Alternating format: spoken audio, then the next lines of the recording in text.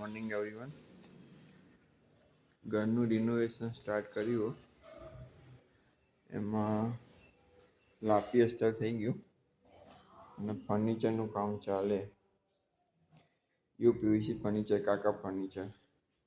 લાપી થઈ ગઈ, અસ્તર થઈ ગયું ને કલર છેલ્લે લાસ્ટમાં આવશે.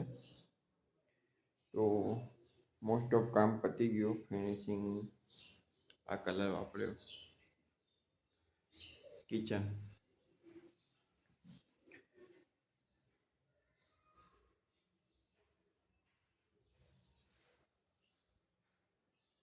ડોર પણ એસએસના ઉપર સેમ કલરની થીમ, રસોડામાં એક જ થીમ. બેડરૂમમાં પણ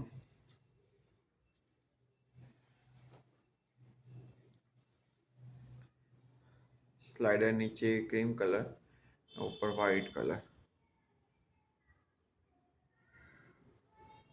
નાના અંદર બ્લેક ડિઝાઇન આવી જશે.